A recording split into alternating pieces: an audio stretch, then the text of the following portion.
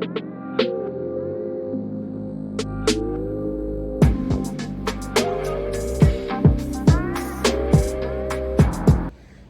this story time is going to be about the time where this lady was dancing with the devil. It happened in San Antonio in 1975. A lot of people still talk about this to this day. Even my mom, it was passed down from like a while back, and it was like maybe like 50 years ago, almost like around there.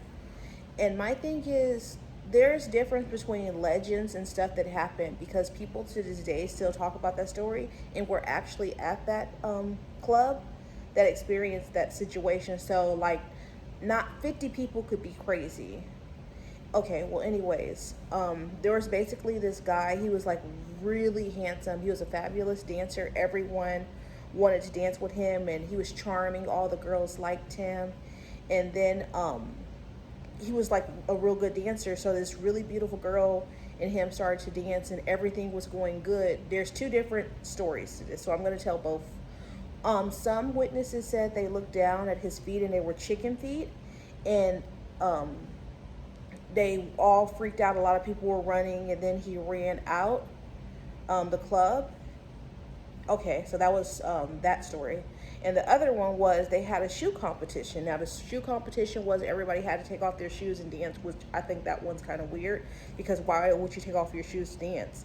And everybody was like, you could dance it really, really good. Come on, take off your shoes. And he didn't want to. So as the evening went on, people forced him to take off his shoes, and it appeared that he had wolf's feet. And then after that, he ran out the club, and to this day, like, you could smell smoke. And that is something that I'm going to check out within a week and stuff to see, because they said to this day you still have this stench there.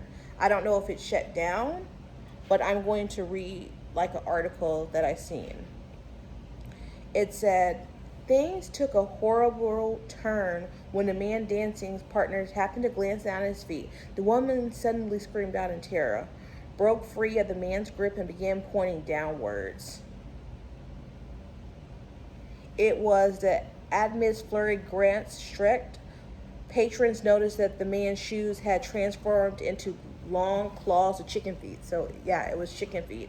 In some versions of the story, his feet had become goat hooves, perhaps donkey lady's kin. See, people like always add stuff. Either way, it was a bad sign to be for sure. As the attendants were now quiet, sure they were in the presence of the devil himself. After uncomfortable silence, the man dashed, or perhaps waddled or galloped, towards the men's restroom, where he vanished out the window. In his wake, he left a cloud of smoke, permeated with a strong sulfur smell, surely a classic calling of our honored folktale one. If you bring up the subject in the company of old timers, you are most likely to find someone who will tell you they knew someone who was there that fateful night, and the incident really did occur. Throughout the years, the old building has changed hands many times, and most recently a gentleman's club. There have been claims by former employees that the location is somewhat haunted, and the smell of sulfur still lingers. So a lot of people say that, so I'm actually going to go to the place and check it out. But to this day, like, I ask like people like older and stuff, and they say it with a serious look on their face, like, oh no, this happened. So I actually, like, I've been checking out like a few things in San Antonio, and I'm still gonna do that because Halloween is like my favorite holiday, and I want to do like a couple of stories and stuff throughout like this season and stuff, especially since COVID. There's nothing else we could do. I'm not gonna like go get candy and like get really sick. But that was the story. I've heard many different ones. Like, my mother has talked about it, and I haven't seen it, like, you know, like, I haven't seen that place, but I'm actually gonna check it out. But that's the story time of the lady dancing with the devil.